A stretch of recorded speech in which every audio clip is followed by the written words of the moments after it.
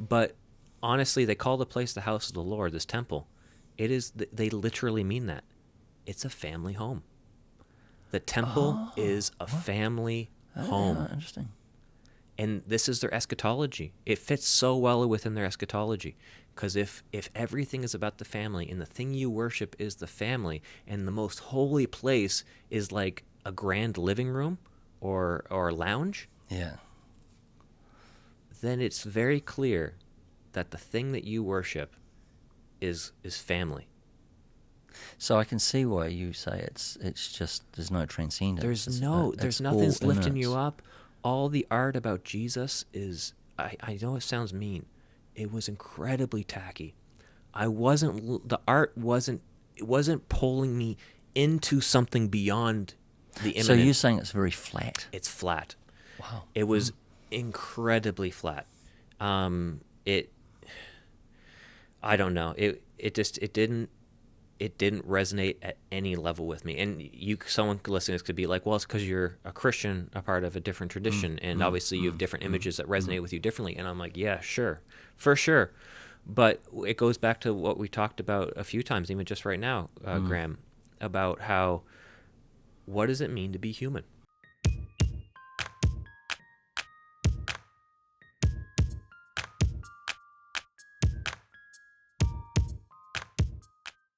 Kia ora koutou, welcome to Lunch on the Way. I'm Joey, joined by Graeme this morning. How are you doing, Graeme? Oh, I'm good. Yeah, I'm good. Yeah, we have, it's just the two of us today. Yeah, it is. Yeah, we It is. usually have been interviewing quite a few people. We have done quite a few. We've done Mark Sayer. We did Louise last week. Yeah, we're going to publish that one after this one. Yeah, that's right. Yeah. Yeah. So we have done a bit. Yeah, and then Jonathan was the first one with us at the very start of the year. That's right. Yeah. And yeah, no, it's really shaping up. This coming month and a half, 2 months, we have 3 interviews coming up. Yeah. We have Frank Ritchie, Reverend Frank Ritchie, who is a media chaplain. And That'll be interesting. It'll be good. He's within my denomination, but he's nationally known. Yeah. Within at least the church community and nationally known within the chaplaincy ministry.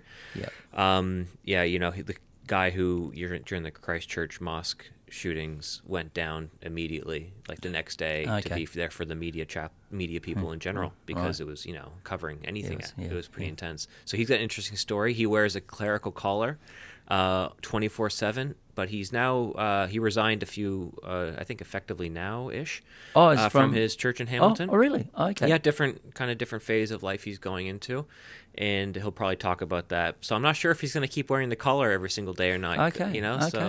Okay. But I'm really excited to interview him just because he's a great guy. I've had chats with him, gone on a hike once with him, and just kind of had some good conversations. He's got a great radio voice because he worked for, I think, Life FM back in the day, and he's also a News Talk NZB or whatever. Oh, is it? Oh, okay. I don't know what it is. Is that what it is? ZB. The Talkback Radio on I a think Sunday. Yeah, I know the one. Yeah, I think it was ZB. So he does that, and I'm really excited to talk to him about why he wears a clerical collar so often, because I've been toying with that idea as well, and I want to know what his thoughts are. Okay. So we've got him, and then who's the next person? So we've got Andrew Root. Andrew Root, North American people. Some people will know Andrew Root. He's here with, I think, the Alpine Presbytery and then Forge. So he's here in May, actually, but we're just doing it via Zoom. Yeah. But Andrew's he's a practical theologian, but he's got some really interesting thoughts, and I certainly will push the envelope a little bit. You will. In terms of just our own, where we are is in terms of Christian faith, church, and some of the pressures that we find. I think that'll open up some very interesting conversation. Yeah, what he does really well, and I'll admit this to him when we talked to him on Zoom. I went like 100% into his podcast. Oh, yeah. And his podcast is short and sharp. It's like 25, 30-minute episodes of mostly him doing a monologue. Yeah. And then his host, who's another Lutheran minister in Minneapolis, kind of sets him up, and they just do it on Zoom. And it's just one-off kind of topics and conversations. But what he does is he weaves in Charles Taylor's social imaginary and secular age theory into it. And now what I'm really looking forward to talking to him about is Hertmont Rosa. Yeah, Hertmont Rosa wrote a book called, well, he's written a number of books, but his big door-stopping book is called Resonance. We won't go there today because it just take too much to sort of start to unpack that. And but he engages with him, and more recently last year, in I think it was August or September, there was a conference there at Princeton. Yep. Princeton? Harvard. Somewhere on the East Coast. Yeah. Anyway, and John Swinton and others were at that, and his interaction with Hermont Rosa. Yeah. And so I'm really excited to interview Andrew, and I think he's excited to kind of not just talk to us, but is like a kind of a foretaste of him coming to New Zealand. Yeah. And getting a feel for, I guess, the kind of questions that we have. Yeah, that's right. Him. Not that we're representative of all of New Zealand. Yeah. However, I think. Yeah, well, we sit in an interesting place in the world in New Zealand. We sort of, we kind of, in one sense, we're apart from. I mean, the world is all wound up together because of media that we have today, digital media. But we're still kind of apart from, so we sort of, I think we have an interesting perspective. Yeah. And then we have, for the fourth appearance on the podcast, he's the only one in the 4-time appearance club. Oh, right, Sam Burrows. Be interesting where Sam's up to, eh? Yeah. So Sam, he worked at Laidlaw for a few years, along with myself and Graeme. And while Jonathan was doing his PhD, we were all in the same building for a couple of years. Yeah. And so Sam's a great guy. And then he now works for CEN, CEN, Christian Education Network or Collective. I don't know what it's called, actually. Yeah. And so he's over in Australia, in Sydney, and goes up and down the country. And he has some very interesting takes on just some cultural observations. And I just basically I emailed him a month ago and said, hey, would you be open to another conversation on Zoom? And so we're going to do that in May. And I said, you know what, I'll email you a week before, and just whatever you feel like sharing, we'll just go for it. And that brings us to Jonathan for a second. Thanks so much for listening to this episode, and don't forget to like and subscribe on YouTube. And if you're listening to this on audio, don't forget to follow and rate. We really appreciate your listening. Yeah. Nothing really major to announce. Jonathan is just incredibly busy. Yeah. And he's having a hard time finding a chance to come and meet. Yeah. So over this year, as he's trying to figure things out, he's going to take a bit of a back seat on the podcast. So if you're someone who listens and you're like, man, I really miss Jonathan. Why isn't he in we the miss last him episodes? too. We really miss him. He doesn't like doing the interviews as much, he said. Which I don't think he would mind me saying. He's not an interview guy. He likes to kind of take conversations, not in provocative spaces, but he likes to question a lot of things, which is really helpful for when it's 3 people in the room. Yeah. But when you're interviewing somebody, it's not necessarily the most helpful thing, and he knows that, because you want to honor the guest as well, and you don't want to throw like a monkey wrench into the interview. Yeah. That's where the 3 of us really works. Yeah. Because it's a conversation. And often we don't know exactly where we're going to go. Yeah. And that's good because something opens up and we're probing. We're sort of pushing. So For sure. So what that has allowed us to do is it's allowed us to do more interviews, Graeme and I, and whomever we want to talk to, which is nice. When we had Louise with us last week, who you'll listen to in about 2 weeks from now, I guess, it wasn't an interview. It kind of felt like it, but it was more of a conversation. Yeah. And so we might bring in a third person casually, just to have a general conversation about whatever, and just see how that flows. But honestly, nobody replaces Jonathan. No, he doesn't. Nobody replaces Jonathan. No. So he'll be back on though when Sam Burrows is here. Yeah. So cool. Yeah. Cool. He agreed. He already accepted the email invitation. Oh, cool. So when Sam Burrows is on Zoom with us, Jonathan will be back in with us, because him and Sam are really good friends. Okay. Go into the same church, so it just makes sense. Yeah. And it'll be a good space. Yeah. But so what's boiling around at the moment? I mean, what's boiling around? There's an awful lot's boiling around. Oh. We got so much to talk about today, Graeme. Usually, Graeme and I were like, what are we going to talk about? But when we don't actually just have the 2 of us in the room for a long period of time, which it hasn't happened for a while, I think it's easy for us to go way over time. And so there's 3 big things I want to talk about. The first is I want to reflect on our Mark Sayers interview a little bit. Yep. And then I went to the grand opening of the Mormon Temple in Auckland. Oh, mate, that's... And it's not because I'm Mormon. I'm not a Latter-day Saint kind of guy. They have a public invitation for about a month and a half, I think, for the public to come and view the temple. And I have a lot of thoughts on that. It'll be interesting to dig around that one. It was crazy. So we'll get to that near the end. And I think what that will flow into is a bit of a conversation on theology and architecture a little bit. Yeah, no, I'd be interested in that. Yeah. So we talked to Mark now about a month ago. Yeah. And the episode has been getting quite a bit of traction, which is nice, as you'd expect. Mark Sayre is a searchable name on YouTube that comes up, and stuff like that. But I would just first like to say thanks to Mark. Yeah, no, it was really good actually. Yeah, very generous of him to give us the time. Incredibly generous. Yeah, I thought he was really humble, and he obviously he does podcast interviews often. Yeah, he had done one just before ours and took like a 5-minute break before popping onto ours, and I could tell he was like kind of not there, even though it's on Zoom, and we all collectively disagreed with Zoom in a sense because we're like being embodied is way better than being on Zoom. Yeah. But immediately he was just like, you know what? He knew that we were like a nothing podcast, right? But he still agreed to come on and was still such a wonderful guest. Yeah, incredibly humble. Engaged really well in the conversation. Wasn't scared to take it places. No, it wasn't, and it felt like it was a conversation. Yeah. Felt that he seemed to be interested in the conversation too. So it wasn't just a one-way track. So. And there's one thing I need to mention at the very beginning of the conversation. I mentioned how, Mark, you don't know Graeme or myself, which is crazy, is what I said. Yeah. That was out of context. When I said that, it could easily be taken as, it's crazy, Mark, that you don't know who Graeme and I are. You should know who Graeme and I are. I didn't take We're it a big deal. Yeah. Now, you didn't take it like that because you got the context. Yeah. Because before we actually recorded, we had talked with Mark about how, like, this is crazy that we're in the same, like, you're in a conversation with us when you don't actually know us. Yeah. And so I said how there needs to be a little level of trust, of like Christian trust going on here. Yeah. And then we went record it, and then I repeated that without the context, and then my wife, when she listened to it, said, I know what you're trying to say, but it sounded like you guys are a big deal, and it's crazy that Mark didn't know who you were. Hopefully that, I didn't see it that way, but then I knew the context, so I can see how it could be taken that way. So if our listeners think that, no, we don't think we're a big deal at all. No. Just quite the opposite, really. No, we're a small deal. Yeah. We're a tiny deal. So let's go to let's have a little bit of talk about Mark Sayre. I mean, there was a lot there to process.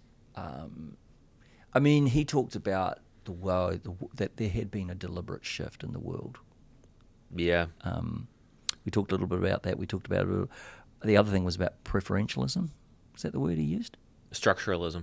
Yeah, what was preferentialism is, just the whole thing of, churches. You rock up to a church and you've got to do this and you've got to do that before you get in there, and you've got to do the belong to this, or all this sort of process stuff. People being after COVID being over that. Yeah, for sure. So that was one of the things we talked about. Well, one of the things I asked the question about, what does it mean to be a pillar, but for the church, not just for an individual. Yep. And fair enough. It's hard when you ask some questions and someone doesn't answer the questions directly and kind of goes on tangents. He's a tangent guy. He loves the tangents. Yeah. And his Rebuilders podcast, I think he's quite structured, and Liddy, his co-host, keeps him honest to the outline. Yeah.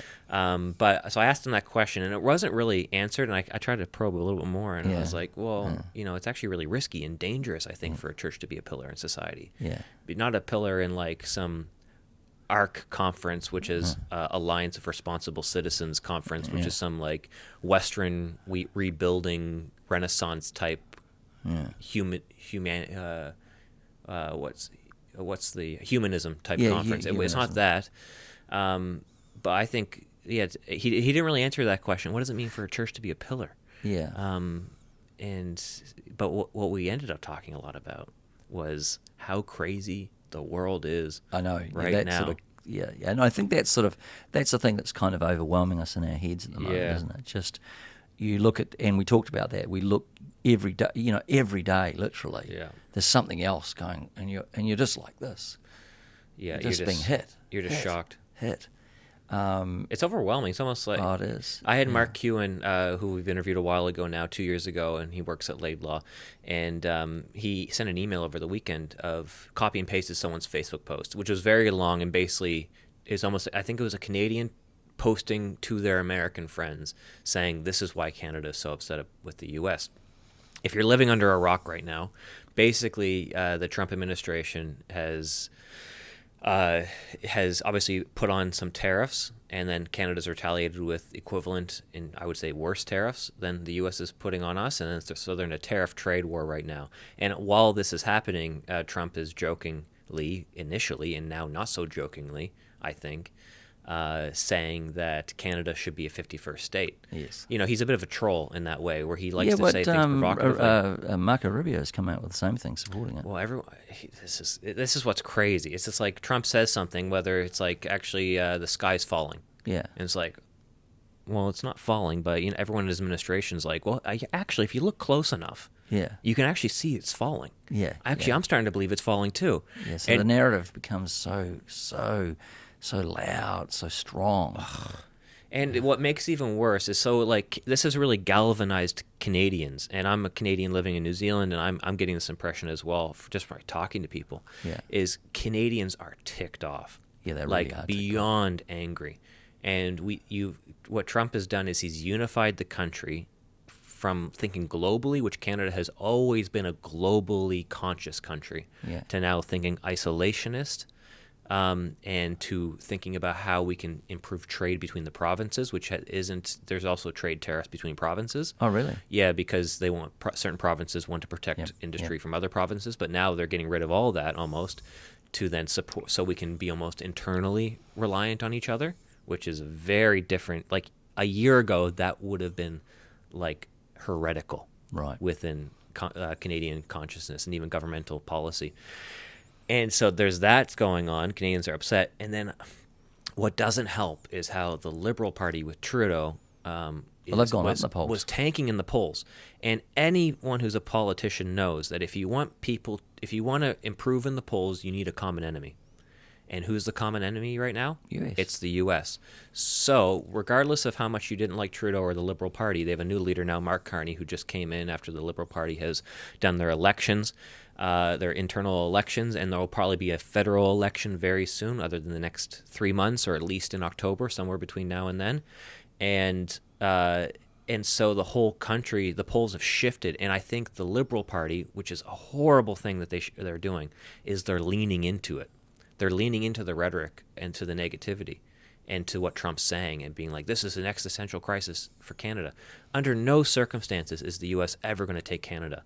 They can't do it militarily, or else why would they want to go into a war that is not a part of their deal? They could bankrupt, couldn't they? They could bankrupt them, but then Canada will just make new trade agreements. It will be painful in the short term, hopefully not in the long term, right? And then actually it's more painful for the U.S. in the long term.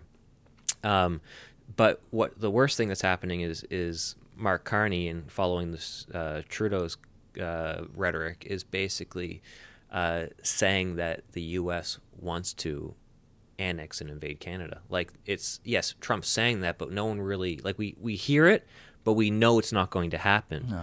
But the governing party is saying this is going to happen. So they're playing it up. So they're playing it up, which then means that they could get voted in the next election again, which before they had the worst approval rating ever.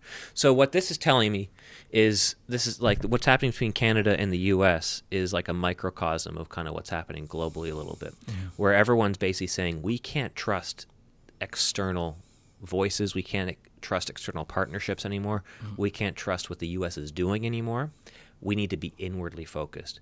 We need to actually be more nationalistic. We need to think more about ourselves. And that is really jarring for me.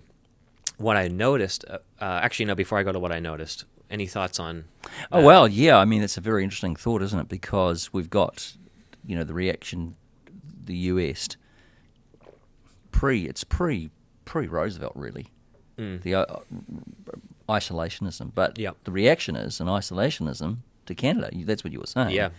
So, as sort of world trade, globalisation, New Zealand that's how it's lived since the 1980s. Yeah. Is on its trade. We're open markets, so I don't know where we go with this.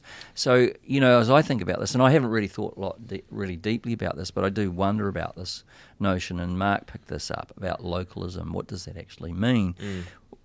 What does that mean for a country like New Zealand? So, companies like Fisher and Paykel, standard sort of whiteware company, sort of the kind of household name. You'd buy a F&P washer. Well, that's all made in China now, so it's not quite the same thing. So will some of this, not necessarily Fisher and Paykel return, but will we get the emergence now of new companies building our own stuff again? Is that going to be something that we're going to see in the next sort of 20, 30 years? I don't know. And then what does it mean for the church? Yeah. Has the church altered by a more localism? I don't know. I just don't know, because we are really. I mean, the thing is with the localism at a production level, that's one thing. The trouble is that kind of a localism, when you've got the internet, the world becomes a village. Yeah. So trends and they travel across. So there is no boundaries. There are no borders here. So I don't know. It's too difficult to read. But certainly, the movement of actual material products, that's going to be interesting. Oh, for sure. I think what I noticed. Who's the Prime Minister of Australia right now? Albanese. What's his last name? Albanese. Anthony, is it? Anthony Albanese. Yeah, let's just say Abbo, they call him. Let's just say that's his name. He took a different tack. So Trump said he's going to put tariffs on their steel. Yeah, they're not going to do it, and they're not going to retaliate. And I think that's the right move. Yeah, well, because what I'd heard from one commentator was the idea is that might have been all these times that I read that. Podcast these times. Yeah, might have been. I've listened to so many. Yeah. That the idea was this sort of almost three options: red, blue, green. Green was sort of like the Albanese approach. That America will just beat people into submission. They will, and then they'll work out a trade deal. Yeah. There'll be those in the sort of blue team which are they're kind of out there. They're not going this way. They're not going that way. And then there'll be other ones that sort of decide are not in that US sort of space, piece at all. Yeah. So I think the Albanese one is in terms of, not putting tariffs on. The Australians desperately want to be in the pocket of the Americans. Oh, for sure. Well, they depend. It goes back to World War II. Yeah. I mean, basically, the US saved Australia from the Japanese. Oh, yeah. Well, exactly. I don't think geopolitically we do need the U.S. It's actually crazy that the U.S. is forfeiting its reputation and position right now, which is why I respected the Australians' position on it by not retaliating, because you're not playing to the principles with Trump. You're playing to the person. That's right. It's a relationship. He's if you've watched any mob type movie like The Godfather, what's the one thing that type of New York City mentality craves? It craves respect, right? It craves respect. And so when you fight fire with fire like Canada is with the U.S., you're forcing Trump into a position that he can't back down from, which is like, I can't appear weak. It's a lack of respect. So I need to then up the ante if you up it. And then we're just going to keep pointing more guns at each other, essentially, through trade wars and through tariffs. Where the Australian perspective is, no, we understand this guy has a massive ego. Just wants to be respected. He wants to be respected, wants to be considered to be competent and strong and powerful. We'll let him feel that way. No problem letting him feel that way. Okay? If we don't retaliate, then we can at least invite him to the table. Because he feels like he's in a position of power. Yeah. Interesting you say that, because there's a piece on George Friedman's latest one with Christian Smith, who's an interviewer. Exactly this, where Friedman talks about he grew up in Queens, he's the bad part of Queens, whereas Trump grew up in the good part of Queens. And he said, I kind of know how he thinks because I grew up in this place. And it's a little bit of what you're saying. Yeah. That's the way that he thinks. Yeah, men in New York City, they crave respect. Yeah. And you can't disrespect him. Yeah. Even if you're like, he deserves the disrespect, it's not going to get you anywhere. What's the guy's name who you mentioned with the glasses and mustache? Bolton. Bolton. So he was the security advisor for Trump in his first term. And he even said, he's like, the worst thing you could do with this guy is just fight back. In the same way he's fighting you. You got to take a different strategy. Yeah. Or else, because he's not going to back down. And then even to the point where it's going to ruin the American economy. So anyway, what that tells me is we're living in a really fractured space at the moment. And there's there's, the relationship, I guess that's the logic, but there isn't any logic. No, if you know what I mean. It's like, no. It's very much, if you appeal to Trump's ego, I mean, we saw that with the French, with what's the French prime? Macron, and we saw it with Starmer. Yeah. The sort of grovelling and crawling stuff. You know. But, hey, if you've got to do that, you got to think. You can't. It's all about power here. It's raw power. It is. You can't be thinking about the next year or 2 or 3. You got to be thinking about the next 10, 20, or 30. Yeah. And so, if it means looking like a weak person for the sake of being stronger later, then you got to sacrifice for the future. Just to kind of end that portion, I just to help our New Zealand audience understand this, which is the majority is New Zealand. Canada and the U.S. has had an incredible relationship for over 110 years. For most of our history, we didn't need a passport to cross the border. Yeah. Even when I was in the 90s, all I needed was a birth certificate or card, just as identification. Didn't need a passport. Crazy. Canadians are allowed in the U.S. for 10 months as a visitor visa. We don't have to apply online for a visa. You just walk across the border, and they just let you through as a Canadian. Do you think it's going to change because of the fentanyl thing? Well, I hope not. But that's the context, right? And so many Americans and Canadians know each other across the border. Many people are dual citizens, like a very high number are dual citizens. And so when the world, I think, sees how fractured this, I would say, closest relationship out of any other 2 countries in the world, we have the closest relationship between each other. When the rhetoric from both governments is almost like the Canadians is like it's wartime, and the Americans are like, we're going to take them. It's just the rest of the world's looking at that like we can't trust the U.S. anymore. Yeah, and that's the fracturing bit. So your question to kind of round it out is like, well, what does it have to do with the church? Like, what is this going to do with us, and what does it mean to be a pillar?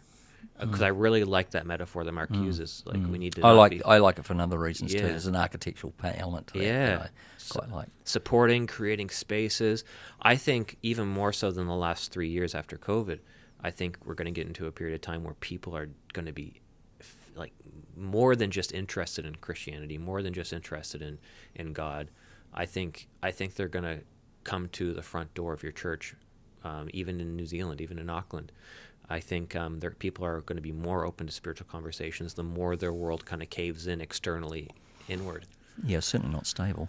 No, certainly not stable. Yeah. Yeah. So,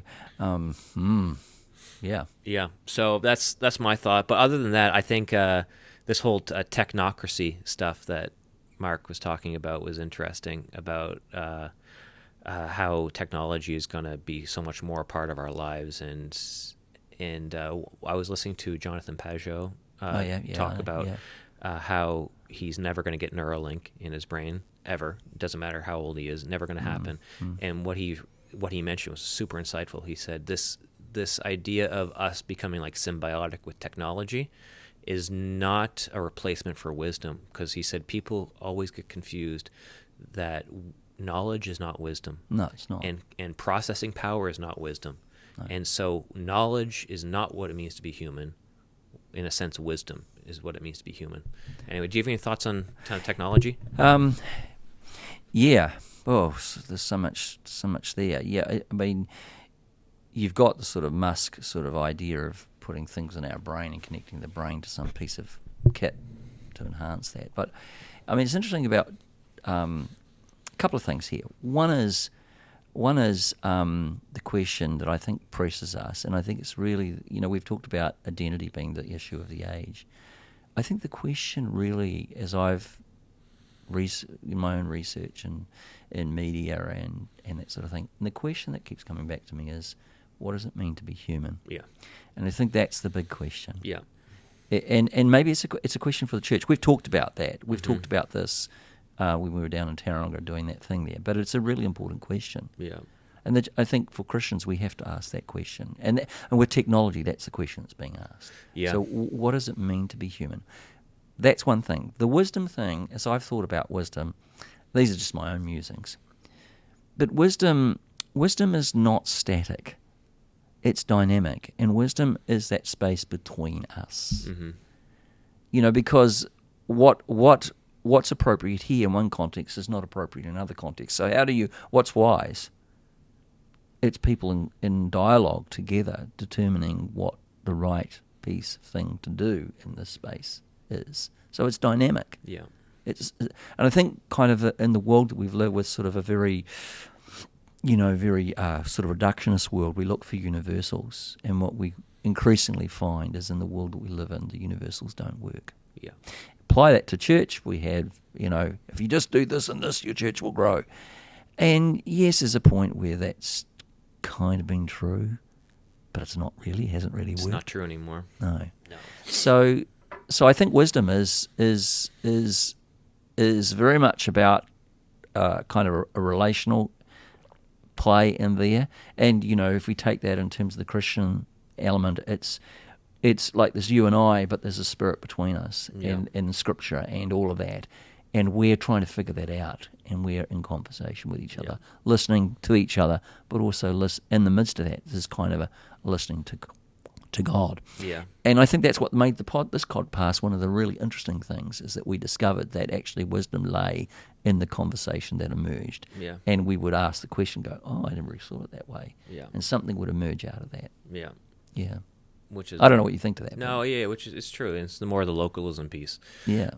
Especially as the world is kind of being fractured a little bit at the moment, and we're kind of deglobalizing in a sense. That's why I think the cookie cutter model of church worked well for 30, 40 years, is because we were all like moving towards this globalized state of ideas were becoming universal, principles universal, that we're living under one general thought, I guess, with your generation, the baby boomer generation.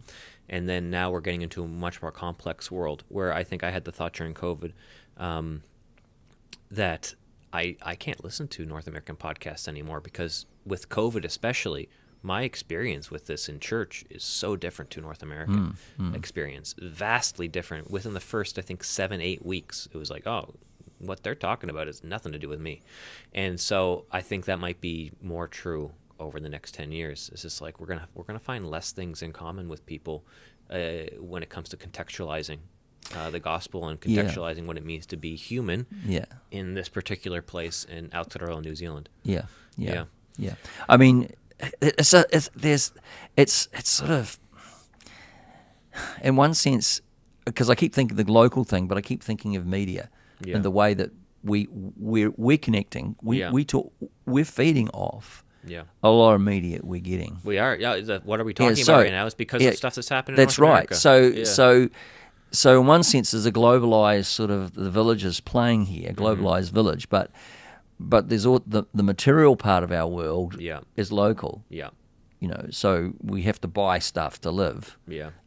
So, how we get that and the economy and all the rest of it is local. So it's an interesting thing, isn't it? How do these two pieces push up against each other? Yeah, I don't know. I don't know either. I don't know. Maybe we need Jonathan here to ask the question. I know, Jonathan. Come on, man. Where are you at? Yeah. Yeah, but it's like those two pieces pushing up against each other. I don't know how they enter. I don't know what that looks like. No. That might be a good time to pivot then. Yeah. Let's pivot. Yeah. So this weekend or on Friday. Tell me about it. Oh my goodness. So because let me just say, you drive, for people that watch on this podcast, when you drive into Auckland from on the southern motorway, going into the city, and there's where the northwestern turns off into the southern motorway, which heads to Auckland, and then it veers off. There aren't any tall buildings; it's just kind of a bit more barren. Yeah. This massive monolithic building, sits there big as a concrete-looking cathedral thing. It's unbelievable. Yeah. And they put it in the most prime space on the hill. Yeah, it's on the top of the hill. It overlooks the whole south area of the city, and it's tall enough you can look into the CBD as well. It is the most imposing building I have ever seen landscape-wise in the modern world, because there aren't any other buildings that even come close to how tall this is, because it's on a hill. So this is a Mormon temple, for anyone who's wondering what we're talking about. Mormonism, if somebody's listening to this, because I will use certain tags and clickable things for people to click this, and it might be searchable, and I know Mormons are quite activisty when it comes to their religion. I want to call it a cult because that's technically what it is. In the classical sense of the term, a cult is a divergence from Orthodox Christianity, from the historical traditions of the church. It certainly is that, 100%. And me visiting this temple confirmed that 100%. So tell me, what did you see? So they have an invitation to the public to let people come in, and there were like at least 200 volunteers there, and it's for the whole month. And so you book in a time, and the time booking didn't matter. You could just rock up, and they don't check anything. You could just rock up, join a group, and then go through the temple.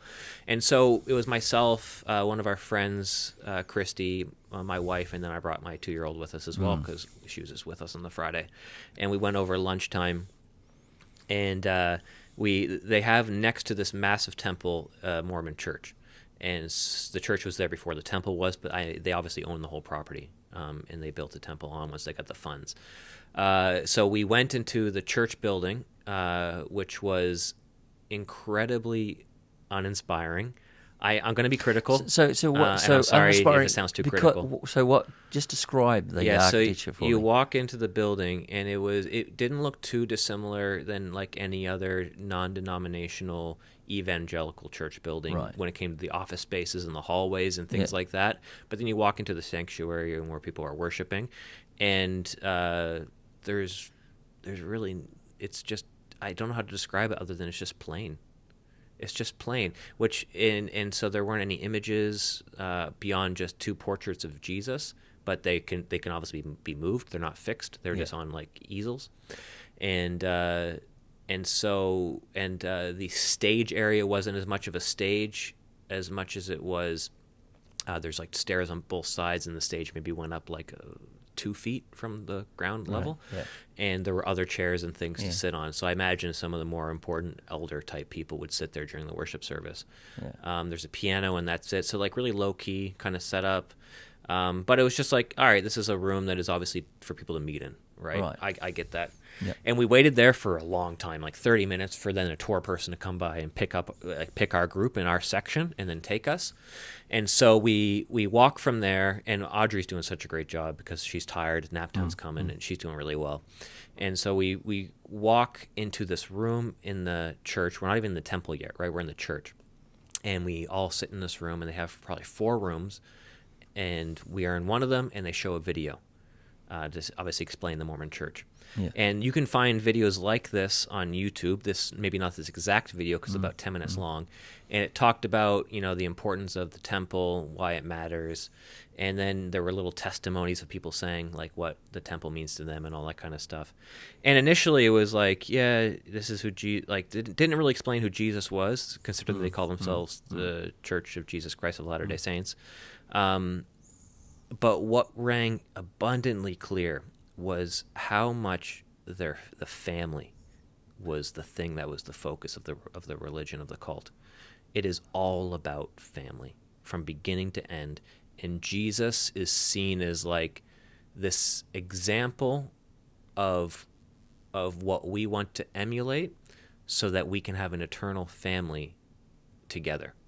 And so I know a part of their eschatology is that, and this is clear, a part of their eschatology is that when you die and you're married forever, and your family is with you forever.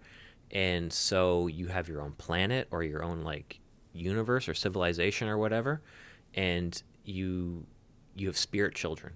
So the earth that we have now is, I think, a reflection of God having spirit children, which is us, and according to their eschatology. And then if you follow the Mormon church, you become a god. You then get to become a god and have your own kind of, Jesus kind of moment on earth. And that's their religion. And so it seemed to me like Jesus was just purely a mechanism to allow you to have your family for eternity. So much so that the majority of the content in the video was purely about the family. It was like, there's so much peace and comfort in knowing that I have a forever family for eternity. I'm not talking about the church, talking about their immediate family. And then they talk about how there's like a little bit of ancestor veneration as well, where you can get baptized on behalf of your ancestors who've passed away. So it's very ancestor honoring, which I thought is probably why a lot of ancestor-centric cultures resonate well with Mormonism. And anyway, it was just abundantly clear it's all about the family. And as a result of that, if you ever watch on television or watch maybe YouTube channels of Mormon families, or even interact with anybody who's Mormon, they're lovely people. They're incredibly pleasant. They're clearly family-oriented and family-centric. But I would argue that their family is the thing that they worship, not God. Interesting. And you know how I know that? Because then we walked into the temple. I don't want to call it that because it certainly wasn't that. There was no transcendence whatsoever going on in there. Yeah, it's all about immanence. So just unpack that a little bit. So we walk into the front of the temple, and this building is imposing. It's massive. There's a big spire up at the front of the building that goes really high, and then it's quite tall, at least 2 or 3 stories tall, going into maybe about 300 feet deep into the building. And so it's quite massive, the depth of it. And so when you walk in, we have to put covers on our shoes because they don't want to get it dirty, understandably. And we walk in, and it's like, immediately I'm like, all right, so this is the foyer. It's maybe the ceiling's about like 12, 13 feet high, maybe a bit more than that, 15 feet high. And it's like a foyer like anyone's house. I'm like, okay. And then you walk through, and then I'm expecting as you go through the foyer and then go left or right to the middle to see like the building itself, right? Like a big, massive building inside, like you would expect a cathedral. You walk in, and it's just stairs like you would expect at the front of somebody's house. And I'm like, okay, so this is just a big house. And as you see stairs, and anyone can look at these images online. They're on YouTube of this particular Auckland temple. Just search it up on YouTube. And you walk in, and then there's different rooms everywhere. There's hallways. Obviously, it's all... And that's the temple part. It's the temple part. It's all decked out. There's a baptismal, which is near the front. And the baptismal is specifically for being baptized on behalf of your already dead relatives. Oh, so it's only for that? Not only for that. I guess you get baptized somewhere else, but this is specifically what it was for. And there's different rooms. There's there's a sealing room, SEAL, seal room. Or no, is that how you spell it? A seal, as in a seal. Like you seal something. Oh, right. Is that how you spell seal? Yeah. Sure. All right, cool. And so that's when you get married. You have one side of your family on one side, and then there's like an altar in the middle. And the other family's on the other side, and there's 2 mirrors facing each other on opposite sides of the room. Yeah. And then when that happens, it's infinity, essentially, when you look through it. And so you get married in the temple. Then there's like a teaching room for instruction, which I think only happens once or twice or 3 times in the Mormon life. Yeah. So it's a very underused building. And then there's the celestial room, which is their most holy place. And there's what's in the celestial room? I'll get there in a second. Yeah. So when you first walk in, there's this is going to sound so mean and critical. Mormons are lovely people. I just thought that this was a really big letdown, honestly, when I got there, as coming from a Christian imagination. Okay. Yeah.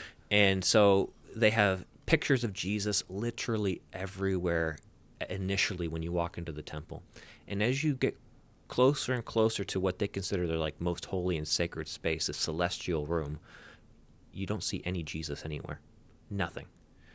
And then we're in this instruction room waiting because we had to wait our turn to go into the celestial room, and they talk about how you don't talk in the celestial room. Maybe just like pray in your head and ask God to give you peace and comfort, and maybe to speak to you, and He'll speak to you. He speaks to me in the room, and I'm like, okay, I'm a pastor. This isn't a foreign concept to me. All right. And then so we walk into this room, and no joke, it is like a room out of Downton Abbey, like a drawing room, like the room that you go into before you have dinner. And that's all it was. Not high ceilings.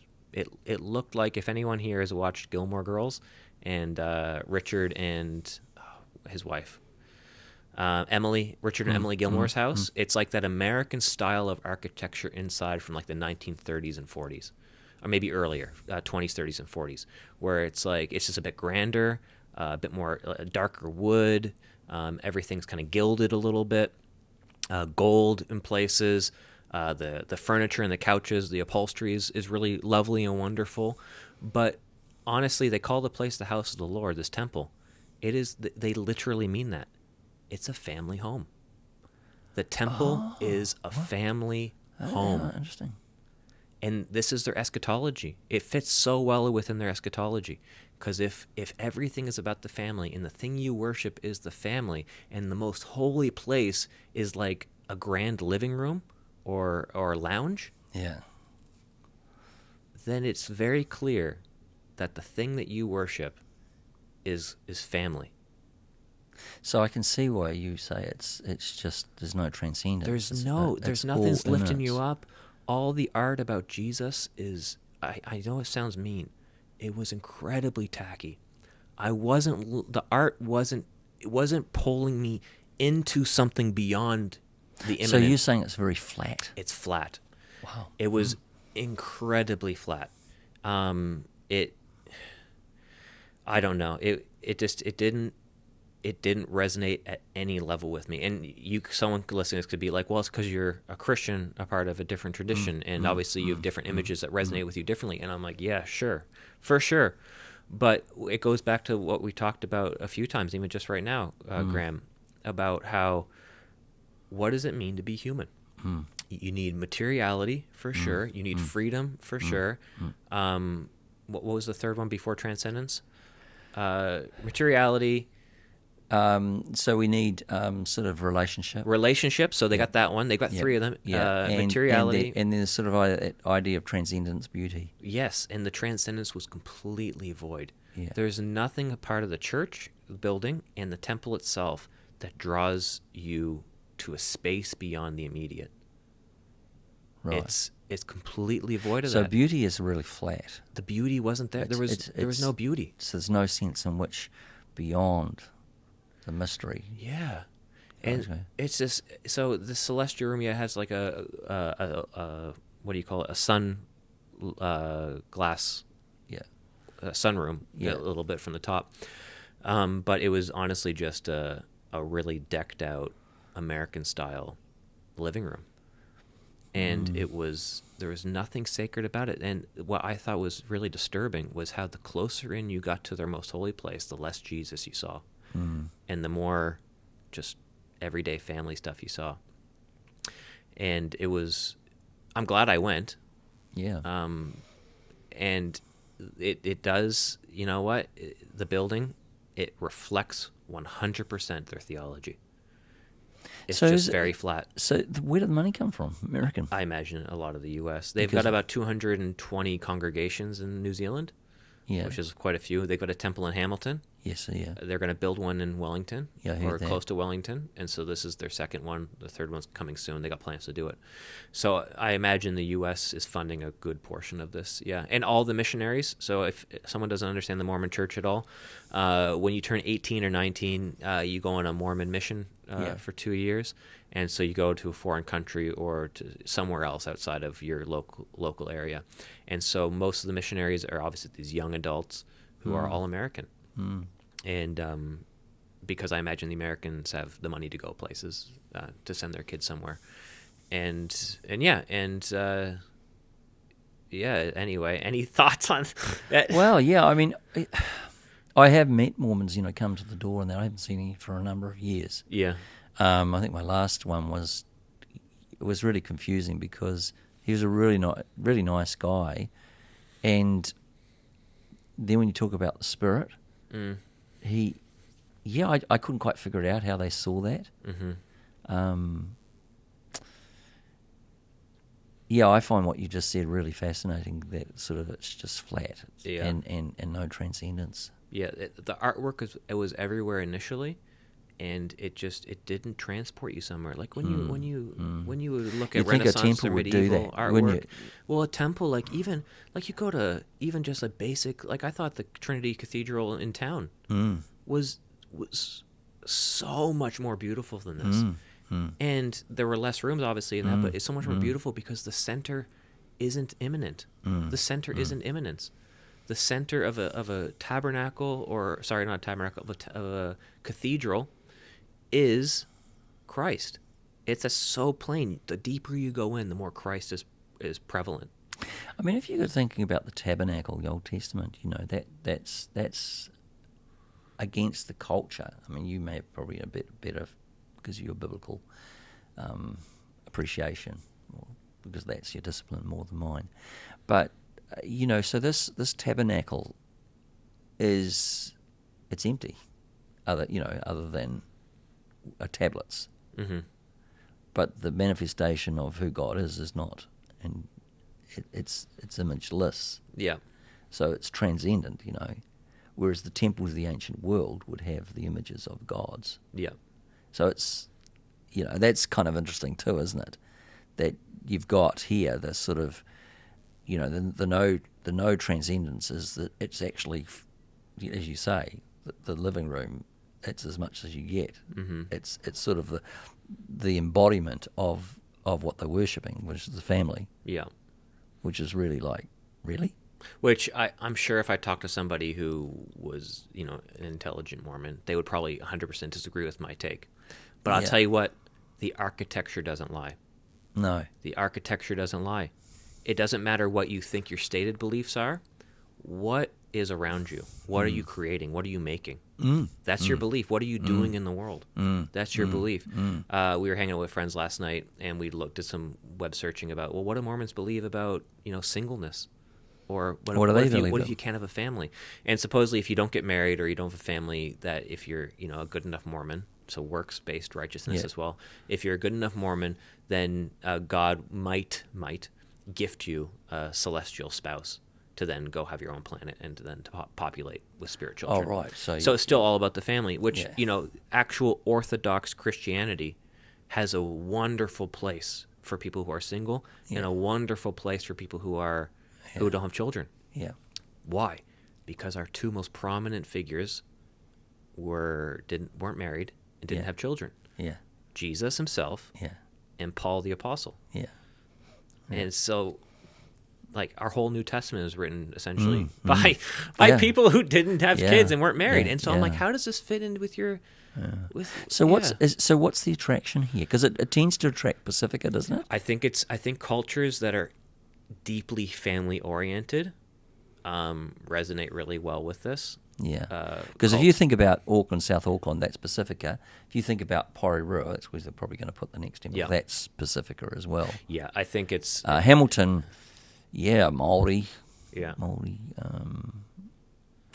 But it's interesting, isn't it? Oh, and I think I can see why it resonated so deeply with Americans as well. Why Mormonism kind of flourished is because even if you talk to some Christians, it's like, well, God, family, country. That's the order. Yeah. But if you had to talk to more secular Americans, it'd be like, well, nothing. Family's everything. If I don't have family, I have nothing. Yeah. And, I'm not dismissing that. I'm like, I love my family. You love your family, Graeme. That's not to say that you don't love your family if you're a Christian. Yeah. But, like, Jesus had some rather kind of gut check, harsh words about your relationship to family. Yeah. It's like, who's my mother, my brother, my sister, and I know. Yeah. I know. And my brother and my mother. It's the one who does my will. Yeah. I mean, I find it really fascinating. You went in the temple, but the temple is these rooms. Yeah, it's just rooms. So it's really underwhelming. Yeah. And actually you've got quite a scattered sort of temple. Yeah, it's... because you've divided up a space into other spaces. Mm-hmm. Almost looking for something that you... Oh, that's being a bit hard, but you're not quite sure what it is. No. So you're dividing it all up into kind of... into sort of particular spaces rather than a kind of an open space. Yeah. So let's pivot to architecture. I think architecture is everything, and I think not everything, but when it comes to revealing the unconscious beliefs that you might have or hold, or the things that you really hold dear, architecture is everything. I remember when the chapel at the university I went to, King's University, was built, and I had one staff member have quite radical criticism of it. Yeah. So the chapel is not like your contemporary blacked out room building. It's grand, high ceilings, wood structures, pillars, like the whole thing, right? It looks like St. Mary's in the city, a bit taller actually, and lights just pouring in from everywhere. Yep. And it's very clear that this is for worship, right, and worship of a God who's above us, but also has come down to us. And the criticism of the staff member was basically the functionality. It's not functional. Why would they waste so much money on a space like this? But like the theology was so rich in that space, it shared so much. So yeah. Which by contrast, and I'm a part of the evangelical tradition, especially in Atlantic Canada, that was more about the functionality of a space than the theology of it. But the functionality actually demonstrates the theology of the person, of the movement. That if you believe a physical space of worship needs to be functional above anything else, and that actually tells you more about the theology the person holds than anything else. It means that my theology is functional. Which it's not to say that it isn't. It certainly has a function, but who is Christ? You can't functionalize Christ. You can't mechanize Jesus. No. You can't turn him into an equation with a particular output. You can't control Jesus. You can't control the Spirit. But when we try and create these spaces that we can control everything in every aspect of it, I think that demonstrates our deep secularity of our desire to be people who control, buffer ourselves up, as Charles Taylor would say, buffer ourselves up from the spiritual realities. Even though we say we believe in God and have met God, we need to control this. Well, I mean, that's always been my argument with the light in the building. Yeah. You know, when you're controlling the light in the building, then as opposed to what you've just described with that beautiful chapel at King's College, Kingswood in Canada, is that the light moves through the day. There's a movement to the light. Yeah. When we go into a black room, it's data projector. It's all edited and controlled. Yeah. So, I mean, it's a very interesting. So, how does that form us? This is a very interesting question. I mean, this is typical McLuhan too. Yeah. Yeah. Because I mean, medium in the light or medium. And yeah, I think he wrote a book called Medium in the Light, and it's basically essays, and there he talks about this. Yeah. So, I mean, I think architecture is really important. I mean, and if you come back to that image or metaphor that Mark Say used, I think it's a really, really interesting one. Because one thing I kind of struck about this, because when he first mentioned that was at St Mary's in Auckland. And so it's quite an old building. It would be over 100 years old, wouldn't it? Yeah. Oh, yeah. Yeah. So just for our listeners, there'd be sort of about 8, 9 pillars either side. So that's 18 pillars, holds up the ceiling. And all wood. And what you notice when you're in the building, when you was talking about it, really struck me was this floor and this very, very high ceiling. Yeah. And we're in that space. So the pillars separated the floor from the ceiling. It created a space to be. And in that space, there is this sort of immanence and transcendence. Mm-hmm. There's the coming and going. There's the connection with the material world that we have. But there's beyond that and the beauty beyond that. Yeah. I mean, there are all those other things too. In a building where it's a high ceiling, there's sound resonates. Yeah. It's the senses. And in that building... I mean, it's Protestant. It's not like the European cathedrals, but it's stained glass windows and it's got some nice wood form. But it's that sense that in that place there is a sense of other, of mystery, of and that forms us. It takes us away from that functional element of which is kind of the world we live in, kind of. You could say, I mean, at the moment we have a transactional president. He's not our president, but this is and faith is not just, it's not transactional. No. So it's not what I got. We're going to do this deal. It's not that. It's far more than that. Place of being. Yeah. So I find that idea of the architecture and particularly Mark's metaphor of a pillar, like platforms and pillars, I think it's quite an interesting metaphor. Well, what a pillar does is it is something that supports a structure for sure, but whenever something's linear from bottom to up or one side to the other horizontally, your eyes are drawn to where it ends. Yeah. And so when a pillar goes up, you look up. It just draws you up. And then within a cathedral, when your eyesight is drawn up, especially within St. Mary's Cathedral, and then you see the very back at the altar above, at the highest point, you see stained glass of Christ and the other apostles around him, and of creation. And it does, like, that image, it's the light going through it. It's not just about a functional, well, we need to illuminate this sign of this image of Christ. No.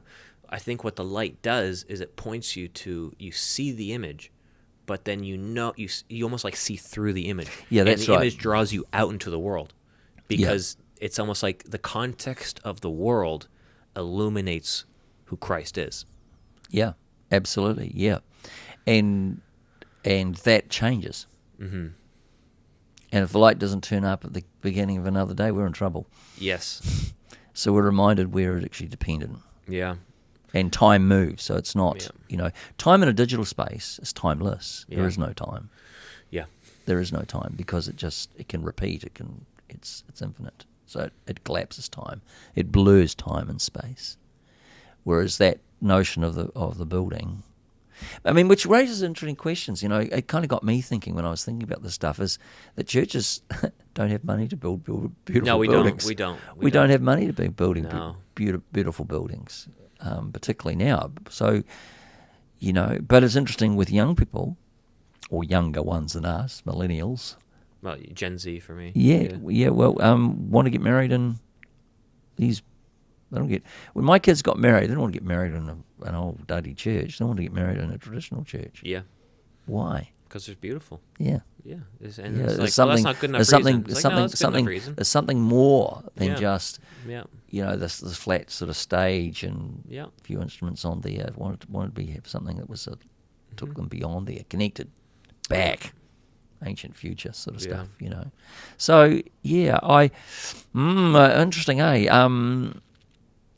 A lot of people went through this more. Oh, I think hundreds of people, maybe 1,000 people. People a day. Are curious, obviously. You could probably just rock up if you wanted to. I probably won't. I haven't got the time. But they opened the Hamilton one when it opened. I think Linda went through it years ago, but I don't think she's much interested. I mean, I'll go and look at the photos on the on the on the media that's out there in the digital space. But what going through that building and that temple made me think of is, yes, how important architecture is, but it was almost like grieving my kind of flattened evangelical past a little bit. Yeah. Not that I'm past evangelicalism. I'm certainly not. I believe in all those tenets for sure, but I don't believe in like the functional flatness of it. Anymore. This where the space doesn't matter. The function is what matters the most. But there's I think if I could shallowly go through church history from the Protestant Reformation onward, like Catholics, their architecture clearly sees the crucifixion of Christ as the center point of their worship. Clearly is demonstrated. I don't know about Orthodox Christians, but Catholics for sure. Then you get to the Protestant Reformation for the 150, 200 years after that, and the altar's still there. The crucifixion of Christ is still present, but there's an elevation of the word. So then you have a lectern to one side for the reading and a lectern to the other side. So your Presbyterian church would for get the that. homily. For a Presbyterian church, Anglican church as well would have that. And then at some point, the altar kind of disappeared. Yeah, I think what you get is this sort of particularly sort of the Spurgeon space is preaching barn. Yeah. Yes, exactly. It's a preaching barn. I mean, you'll see that at to some extent. That's the tabernacle. Yeah. Tabernacle. And even with John Wesley, I think like when he went out to the people in the fields and the mines, you can't bring an altar and a cathedral with you. What can you bring? You can bring the word of God that it moves and is powerful wherever it's preached, which I believe. But there is a loss that happens in the worship space.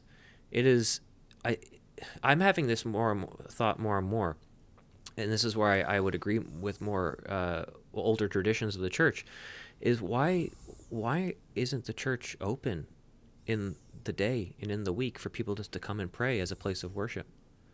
I know some might, but you know how older cathedrals and churches, they're just open. Like Catholic churches, I know I can go anywhere in the world, and a Catholic church is open for me to go in and light a candle and pray and have a quiet moment.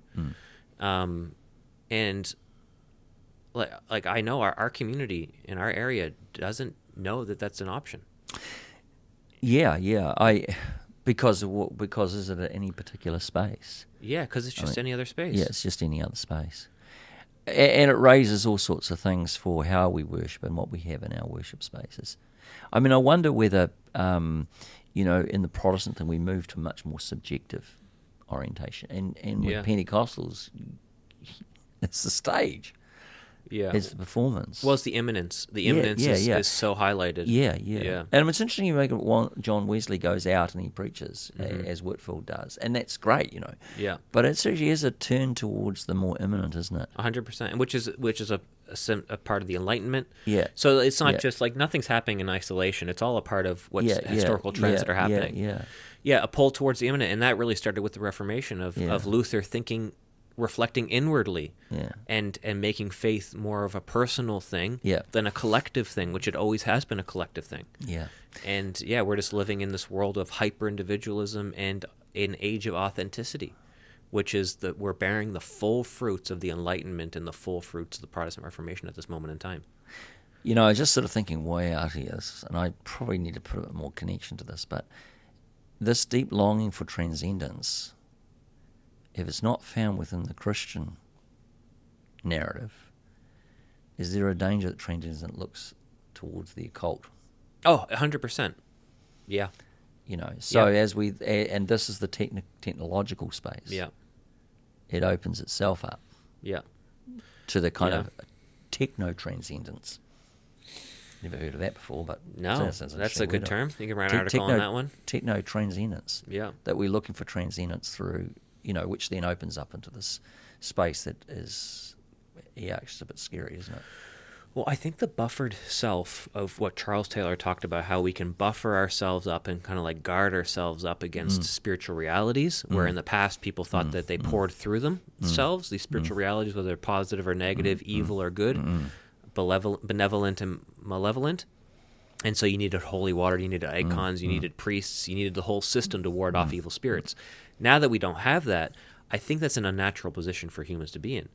And so we've been living in a world where the population, broadly speaking, in the West, for at least 100 years, if not more, have been fully embracing this bufferedness. Where as opposed to where we used to be porous, things would pour through us spiritually. That's unnatural, so I understand why the kind of the swing is going in another direction, where the natural state of humanity is to be is spiritual. And so, and people are craving that. Yes, and they're going to crave that in places that they don't know the repercussions of what they're getting themselves into. Yeah, and there'll be offerings for more transcendent space through the media space. Yeah. That's another podcast. That's another podcast. But anyway, those are our thoughts for the day. Yeah. If any Mormons are listening to this, welcome to Lunch on the Way. Yeah. Stick around for more Christian conversations.